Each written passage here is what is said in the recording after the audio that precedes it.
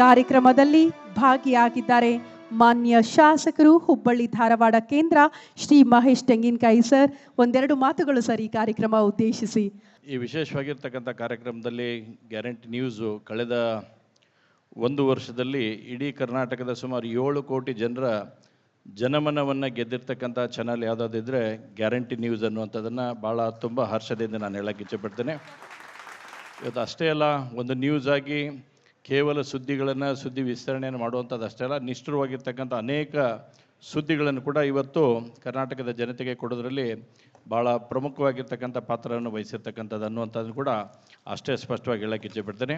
ಜೊತೆಗೆ ಇವತ್ತು ಎಲ್ಲ ಸಾಧಕರಿಗೆ ಜಗಜ್ಯೋತಿ ಬಸವೇಶ್ವರರ ಬರ್ತಕ್ಕಂಥ ಜಯಂತಿ ಉತ್ಸವದ ಅಂಗವಾಗಿ ಏನು ಜಗಜ್ಯೋತಿ ಬಸವೇಶ್ವರರು 12ನೇ ಶತಮಾನದಲ್ಲಿ ಹೇಳಿದಂಥ ಹಾಗೆ ಕಾಯಕವೇ ಕೈಲಾಸ ಅಂತಕ್ಕಂಥ ಒಂದು ನುಡಿ ಇವತ್ತಿನವರೆಗೂ 21ನೇ ಶತಮಾನದವರೆಗೂ ಬರ್ತೈತೆ ಅಂದರೆ ಅದನ್ನು ಇವತ್ತು ಪಾಲಿಸ್ತಕ್ಕಂಥವ್ರನ್ನ ಎಲ್ಲರನ್ನು ಕೂಡ ಗುರುತಿಸಿ ಇವತ್ತು ಗ್ಯಾರಂಟಿ ನ್ಯೂಸ್ ಇಡೀ ತಂಡದ ವತಿಯಿಂದ ಅವರೆಲ್ಲರಿಗೆ ಕರೆದು ಸನ್ಮಾನ ಮಾಡ್ತಕ್ಕಂಥ ಕೆಲಸವನ್ನು, ಅವಾರ್ಡ್ ಕೊಡ್ತಕ್ಕಂಥ ಕೆಲಸವನ್ನು ಇವತ್ತು ಮಾಡಿದೆ. ಅಂದರೆ ಅನೇಕ ಜನ ಇದ್ದಾರೆ, ಅನೇಕ ಕಾರ್ಯಗಳನ್ನು ತಮ್ಮ ಫೀಲ್ಡ್ನಲ್ಲಿ ಕೆಲಸ ಮಾಡ್ತಕ್ಕಂಥವ್ರು ಇದ್ದರೂ ಕೂಡ 5 ಜನರನ್ನು ಮಾತ್ರ ಇವತ್ತಿಲ್ಲಿ ಆಯ್ಕೆ ಮಾಡ್ಯಾರ ಅಂತಂದರೆ ತಾವೆಲ್ಲರೂ ಪುಣ್ಯವಂತರು ಅನ್ನುವಂಥದ್ದನ್ನು ಕೂಡ ಹೇಳೋಕ್ಕೆ ಇಚ್ಛೆಪಡ್ತೇನೆ.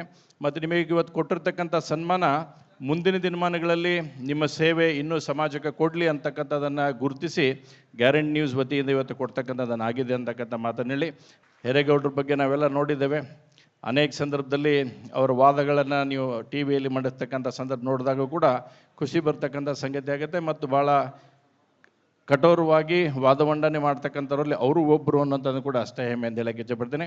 ಮತ್ತು ಇಡೀ ಗ್ಯಾರಂಟಿ ನ್ಯೂಸ್ ತಂಡಕ್ಕೆ ಮತ್ತೊಮ್ಮೆ ವಿಶೇಷವಾಗಿ ನಮ್ಮ ದಿಂಗಲೇಶ್ವರ ಸ್ವಾಮೀಜಿಗಳು ಬಂದು ಇಲ್ಲಿವರೆಗಿದ್ದು ಅವರ ಕಾರ್ಯಕ್ರಮವನ್ನು ಕೂಡ ನೆರವೇರಿಸಿ ಕೊಟ್ಟಿದ್ದಾರೆ.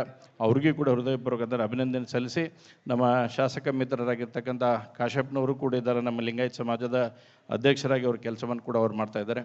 ಮತ್ತು ಅನೇಕ ನಮ್ಮ ಆನಂದ್ ಸಂಕೇಶ್ವರವರು ಕೂಡ ಇಲ್ಲೇ ಇದ್ದಾರೆ, ಅವರು ಕೂಡ ಇವತ್ತು ಈ ಕಾರ್ಯಕ್ರಮದ ಅತಿಥಿಗಳಾಗಿ ಆಗಮಿಸಿದ್ದಾರೆ. ಹೀಗಾಗಿ ಎಲ್ಲರಿಗೂ ಮತ್ತೊಮ್ಮೆ ವಂದನೆಗಳು ಸಲ್ಲಿಸಿ ನಾನು 2 ಮಾತನ್ನು ಮುಗಿಸ್ತೇನೆ. ನಮಸ್ಕಾರ.